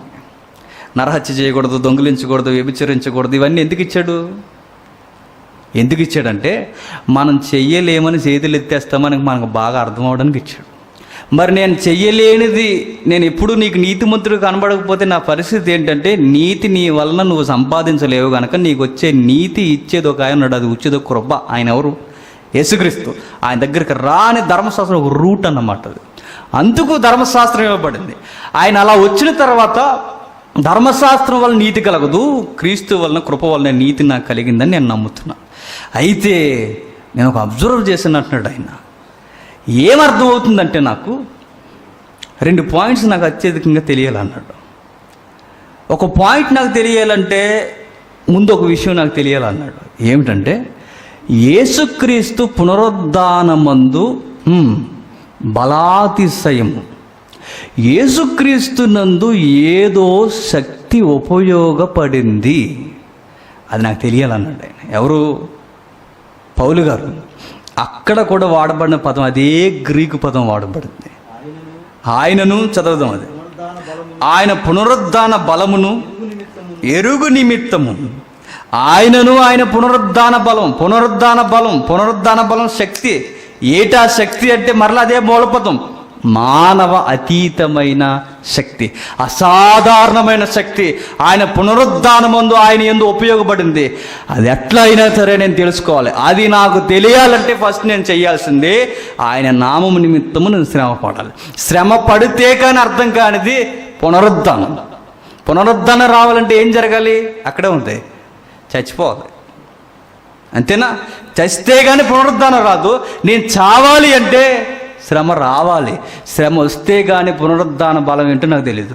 ఈ 2 పాయింట్లు నాకు తెలుసుకోవడానికి నేను చేసేది ఏంటంటే నాకున్నదంత పెంటతో సమానంగా ఎంచుతాను. దాని కొరకు ఆ శక్తిని తెలుసుకోవడానికి, అది సాధించడానికట ఉన్నదంతా పెంటతో సమానంగా ఎంచాడట. పౌలుకి ఇవ్వబడిన గొప్ప వరం ఏంటంటే ఆ తృష్ణ కూడా గొప్ప వరమే. ఆ వరాన్ని నేను సాధించాలి. ఎట్లయినా సరే ఆ బలాతిశయం ఎట్లా ఉంటుందో నేను తెలుసుకోవాలనుకున్నాడు. మహానుభావుడు గుర్తిరగడు, శ్రమల యందు అతిశయించాడు, శ్రమల యందు రోజు రోజుకి సువార్త నిమిత్తం పెట్టిరేగిపోయాడు. పౌలు గారిని మీరు చూడండి, ఆయన సంఘం అంతా ఏం చెప్తుందంటే సంఘ ప్రవక్తలందరూ కొందరు చెప్తున్నారు, కొందరు ప్రవక్తలు స్త్రీలు వచ్చి ఆడికి వెళ్ళకయ్యా, యెరూషలేము ఆ రోమ్ ప్రాంతానికి నువ్వు వెళితే, ఆ పరిసర ప్రాంతాలకు నువ్వు వెళితే నేను చంపేస్తారంటే ఆయన అంటాడు, ఆయన నాకు ఎందుకు ఇది చూపిస్తున్నాడంటే ప్రమాదం ఉందని మీరు చూస్తున్నారు. బాగా నాకు ఎంత బాగుంటుంది చూడండి. ప్రమాదం ఉందని చూడగలిగే వరం మీకు దేవుడిచ్చాడు. ప్రమాదంలో కూడా ధైర్యంగా సాక్ష్యంగా నిలబడే వరం నాకు ఆయన ఇచ్చాడు. మీరు వద్దన్న నేను వెళ్ళడానికి ఆయన నాకు చూపిస్తున్నాడు మీ ద్వారా అన్నాడు ఆయన. నాకు కనబడింది మీకు కనబడుతుంది. మీకెందుకు కనబడుతుంది అంటే నాకు చెప్పడానికి. నాకు క్వశ్చన్ ఉండిపోయింది అన్నాడు ఆయన. నేను వెళ్ళబోయే ప్రాంతంలో ఏం జరగబోతుందో నాకు తెలియదు, అయినా వెళ్తాను.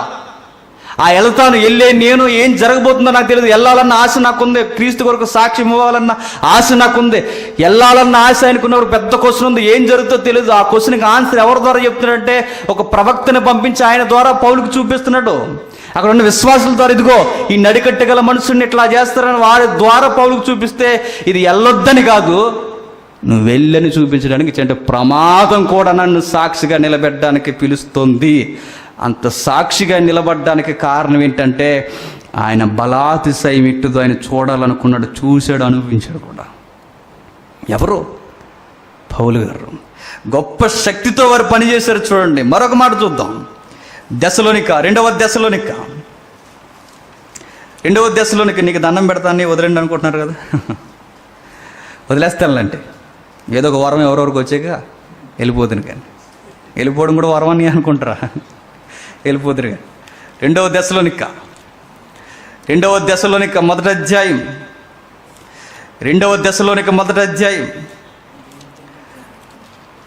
10, 11, 12 వచనాలు.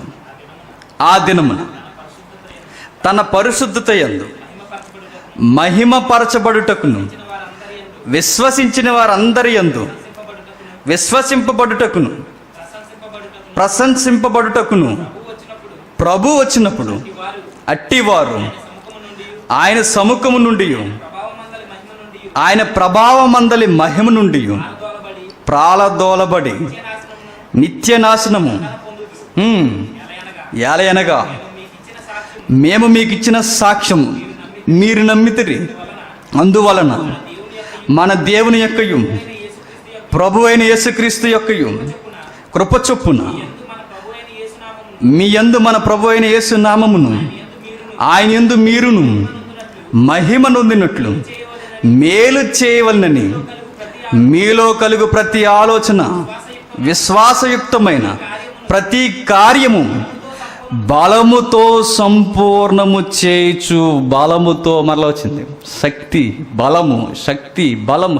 ఏ సంఘానికి వారు మాట్లాడినా వారు మర్చిపోని సువార్తలో వారు వదిలిపెట్టని మాట బలం. అదే మరలా అతీతమైన శక్తితో మీరు చూశారన్నాడు. సంపూర్ణ బలముతో సంపూర్ణము చేయి మన దేవుడు తన పిలుపునకు మిమ్మును యోగ్యులుగా ఎంచినట్లు మీ కొరకు ఎల్లప్పుడూ నేను మరలా ప్రార్థన చేస్తున్నాను. కొరింథీ సంఘంలో అది ఉండాలని ప్రార్థన చేశాడట. దశలోనిక సంఘంలో కూడా ఈ శక్తిని మీరు అనుభవించాలని నేను ప్రార్థన చేస్తున్నాను అన్నాడు ఆయన. ఎవరు యోగ్యులు అంటే ఈ కొలతలో మీరు మర్చిపోకండి. బలముతో సంపూర్ణం చేయబడుతున్న సంఘం యోగ్యత కలిగిన సంఘం. ఎవరు గొప్పగా పిలువబడిన వారంటే శక్తిని ఎరిగిన వారు, పిలవబడిన వారు. అది యోగ్యులని ఎప్పుడు ఎంచుకోగలమో చెప్పనా? మీకు గతించిన తరగతి మరలా మీకు చెప్తున్నా, ఒకసారి వినండి ఇంటికి వెళ్ళి.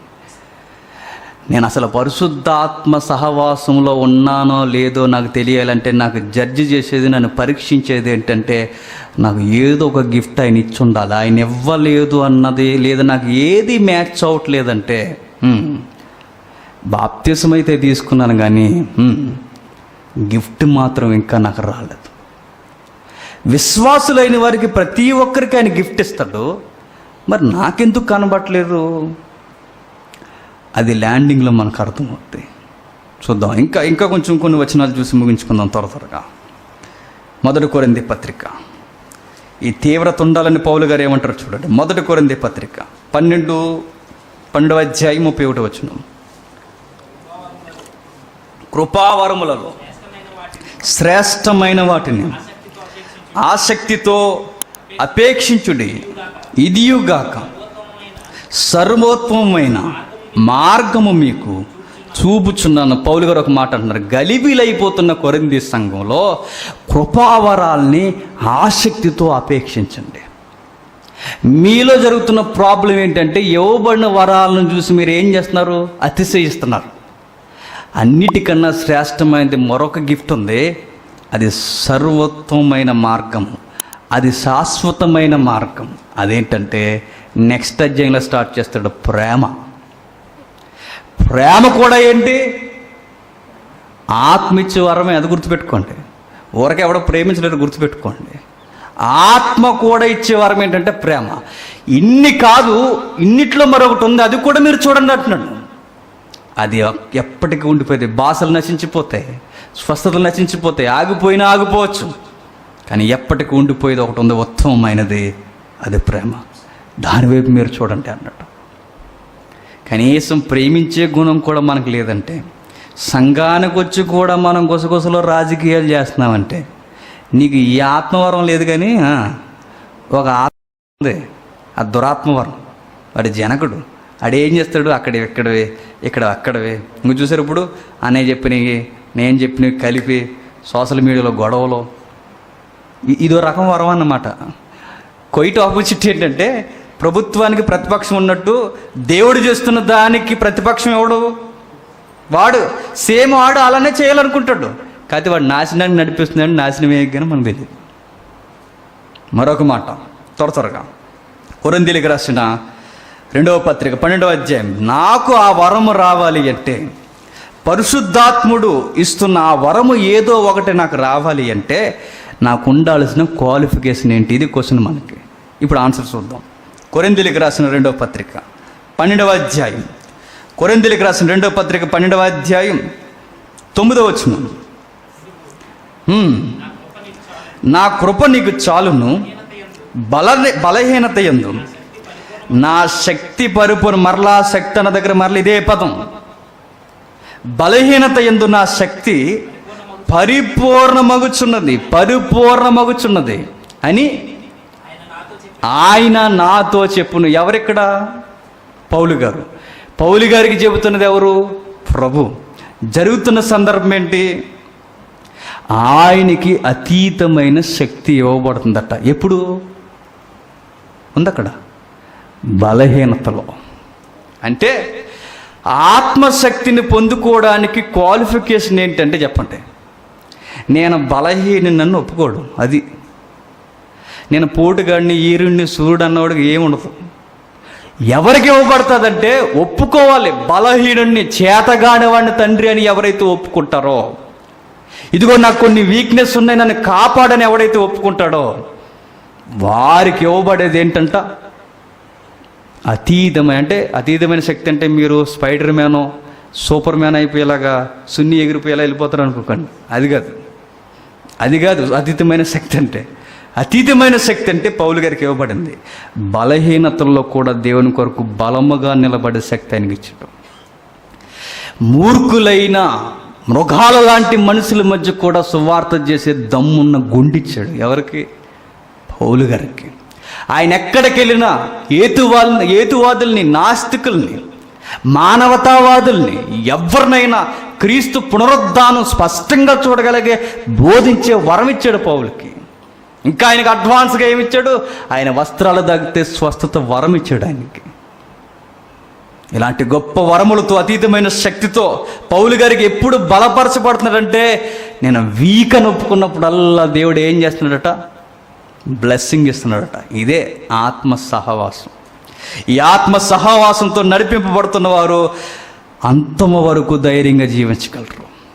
ఇదే 12వ అధ్యాయం 9వ వచనం, ఇదే 12వ అధ్యాయం క్షమించండి, ఇదే 13వ అధ్యాయం 4వ వచనం ఎంత స్పష్టంగా ఆయన మాట్లాడుతున్నాడో చూడండి.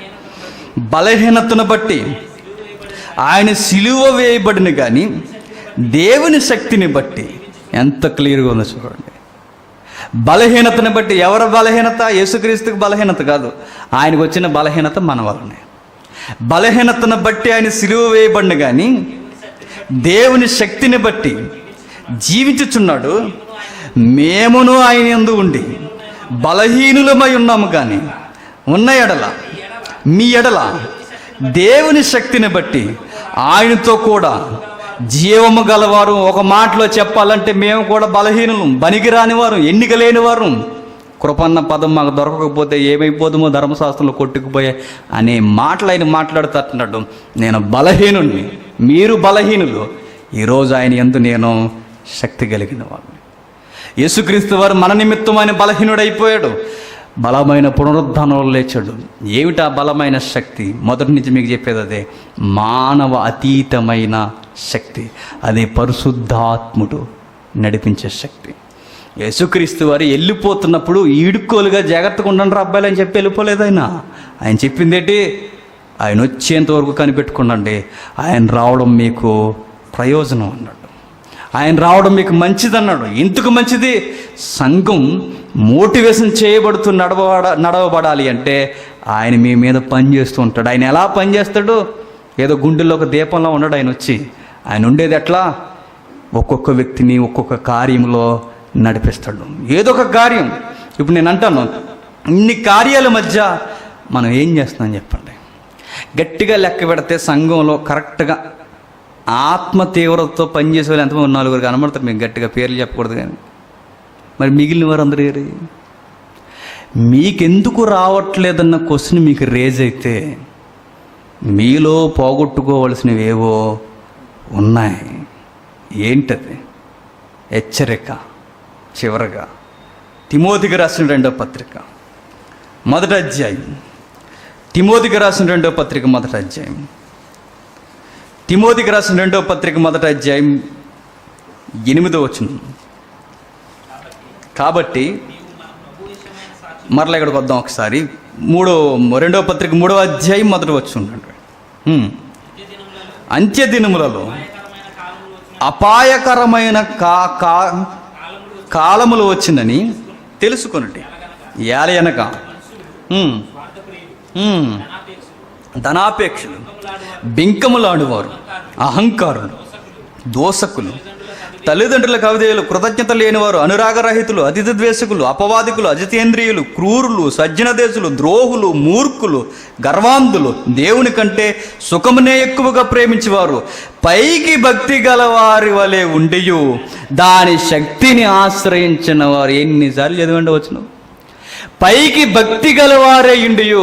పైకి అందరం భక్తులు, కానీ ఆత్మశక్తి ఎవడికి లేదట. తిమోతికి చెబుతున్నాడు హెచ్చరిక. పైకి అందరూ భక్తిగానే ఉంటాడు, కానీ ఎవరు శక్తిని ఆశ్రయించరు. ఎందుకో శక్తి మనకు రావట్లేదంటే ఇప్పుడు గమనించండి, పైనున్న లిస్టులో ఏదో జాడ్యం నీకు ఉండాలి.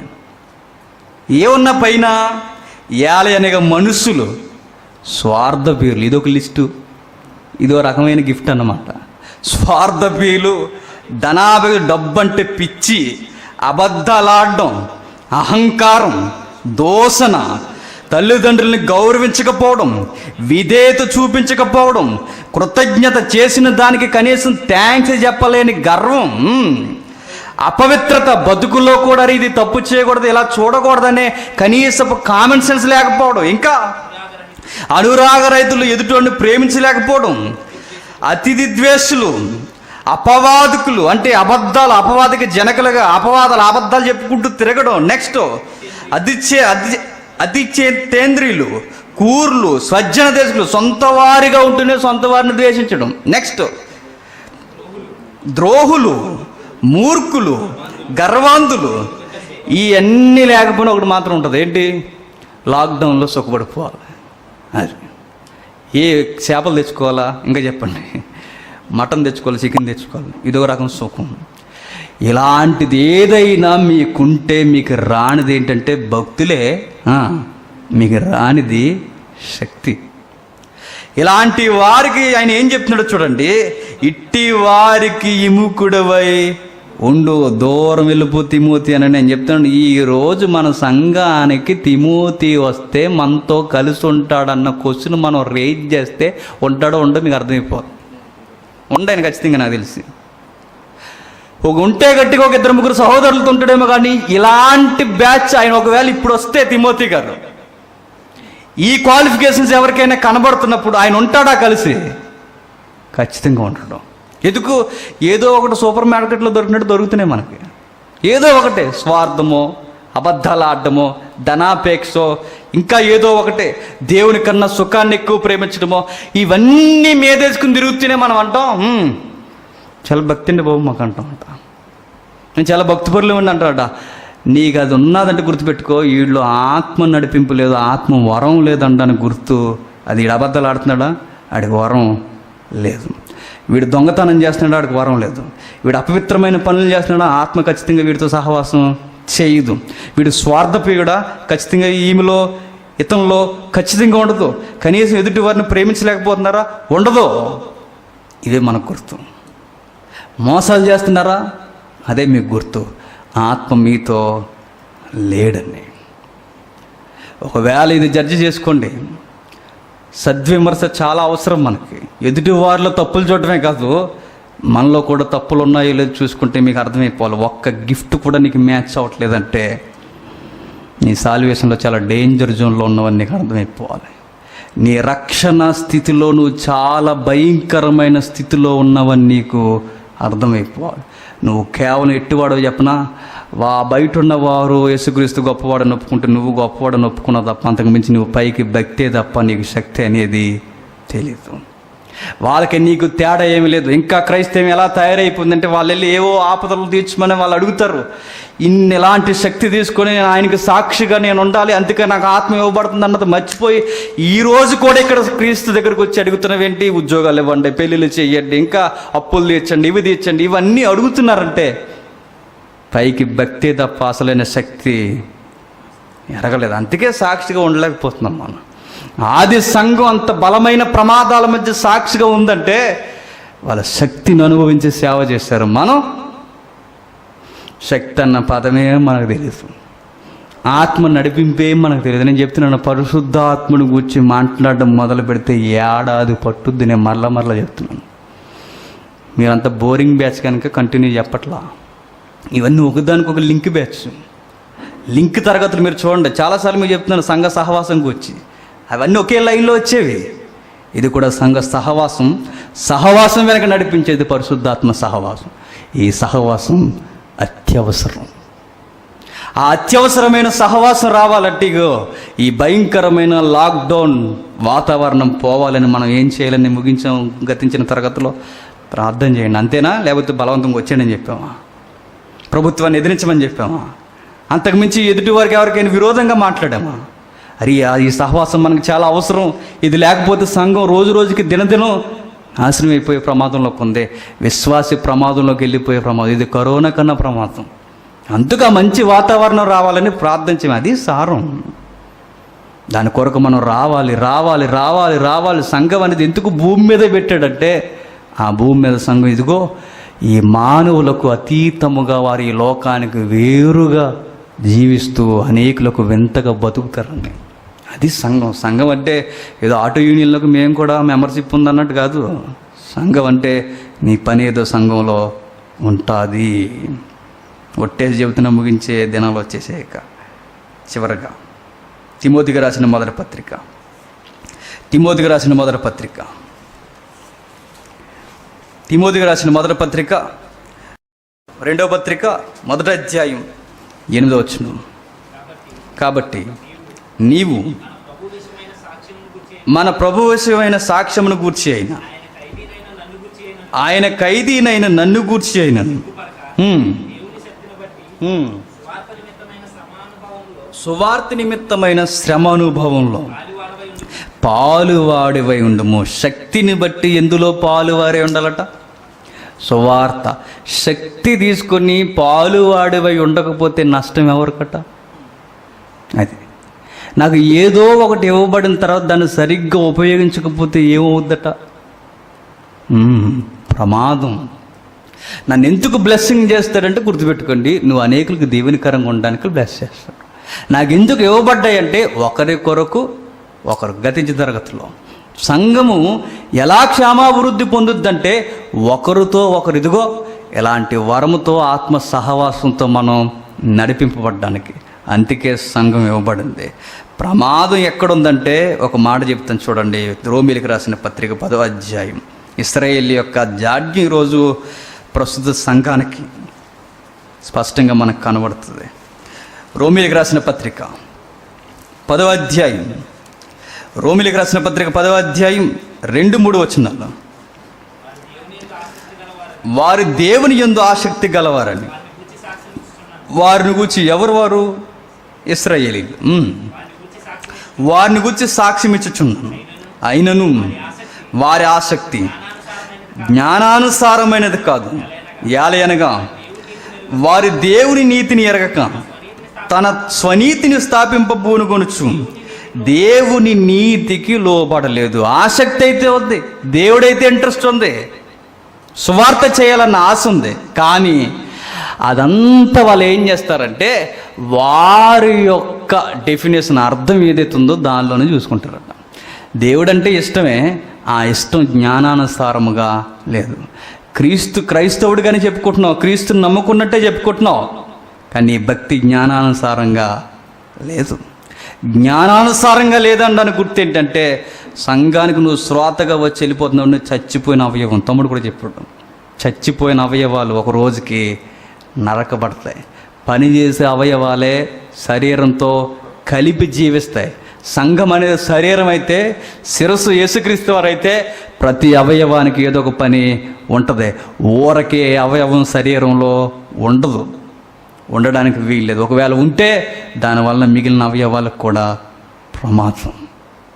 మరొక మాట, నిజంగానే చెబుతున్నాను, మరొక మాట ముగించుకుందాం. రోమిలికి రాసిన పత్రిక 12వ అధ్యాయం, రోమిలికి రాసిన పత్రిక 12వ అధ్యాయం 3వ వచనం. తన్ను తాను ఎంచుకొనిన దానికంటే ఎక్కువగా ఎంచుకొనక దేవుడు ఒక్కొక్కనికి విభజించి ఇచ్చిన విశ్వాస పరిమాణ ప్రకారము తాను స్వస్థ బుద్ధి గలవాడొకటకై తగిన రీతిగా తన్ను ఎంచుకొనవలనని నాకు అనుగ్రహింపబడిన కృపను బట్టి మీలో ఉన్న ప్రతి వానితోనూ చెప్పుచున్న. ఎంత బాగా అర్థమవుతుందో చూడండి. నిలబడిన వాడు తాను ఏదో నాకేదో ఇచ్చేసాడు మనం బిల్డప్కి వెళ్ళిపోక, మనం ఏదో అధికారులం అయిపోక, నాకు ఇచ్చింది ఎందుకంటే నా స్వస్థ బుద్ధి కొరకు, అంటే నా మేలు కొరకే, నా మేలు పక్కవాడి మేలు కొరకు కూడా. అంటే నాకు ఇవ్వబడింది నా కొరకే కాదు, పక్కనున్న విశ్వాస కొరకు కూడా. ఇది సహవాసం. అందుకే 9వ వచనంలో ఒక మంచి మాట అంటాడు చూడండి, 5వ వచనంలో ఒక మాట అంటాడు చూడండి. ఒకని కొరకు ఒకరు ప్రత్యేకముగా అవయవములై ఉన్నాము అన్నాడు. ఒకరి కొరకు ఒకరు, ఒకరి కొరకు ఒకరు, ఒకరి కొరకు ఒకరు, ఒకరి కొరకు ఒకరు. సంఘంలో ఎందుకు సహవాసం ఉండాలంటే ఒకరి కొరకు ఒకరు. ఈ సహవాసాన్ని ఎగ్గొట్టడానికి లాక్డౌన్ అడ్డెట్టుకుంటున్నారంటే ఏం చేయాలి చెప్పండి? అది ప్రమాదం అని చెప్పడానికే మంచి వాతావరణం రావాలని ప్రార్థన చేయండి అండి. అంతేగాని మీరు చచ్చిపోండి అని ఎవడు కోరుకుంటాడండి? మీరు వెళ్ళి వ్యాధులు తెచ్చుకుంటే ఎవడు కోరుకుంటాడు? ఎవడైనా కోరుకుంటాడా? బుద్ధి జ్ఞానం ఉన్నవాడు ఎవడో కోరుకోడు. ఆత్మ తీవ్రత ఉన్న వారికి అర్థం కావాల్సింది ఏంటంటే, ఓ స్థాయి మనకు అర్థం కావాలి. వ్యాధి అయినను, బాధ అయినను, శ్రమ అయినను, హింస అయినను, ఏదైనాను ఆయన ప్రేమ నుండి నన్ను దూరం చేయలేవు, ఆయన సహవాసాన్ని, ఆత్మ సహవాసాన్ని నన్ను దూరం చేయలేవని తీవ్రతలోనికి సంఘం రావాలి. అదే మన ఆశ. అందుకే చెప్పేది, అంతకు మించి ఎవరినో ఎద్దేవ చేయడానికి, మనం ఏదో ఎవరి దగ్గర మన జ్ఞానం అని నిరూపించుకోవడానికి తరగతులు చెప్పేవి కావు. నేను వక్ర మార్గం పట్టించొద్దు. నేను మరలా చెప్తున్నాను, ఇది కూడా వక్రంగా తిప్పిన వారి మీదకి నేను చెప్తున్నా, పరిశుద్ధాత్మను తప్పుబట్టే ప్రయత్నాలు చేస్తున్న వారి మీదకి తుదమట్టుకు ఆయన ఉగ్రత వస్తుంది. ఆత్మకు వ్యతిరేకంగా పాపం చేసిన వాడికి క్షమాపణ, లేదంటే ఆత్మకు వ్యతిరేకంగా పాపం చేయడం అంటే ఏంటి? ఇదిగో దీనికి వ్యతిరేకంగా, ఆయన చేస్తున్న కార్యాలకి వ్యతిరేకంగా ఎద్దేవ చేస్తూ ఎటకారాలు చేసినాడు ఎవరికైనా నేను చెప్తున్నాను, మీరు చాలా డేంజర్ జోన్లోనికి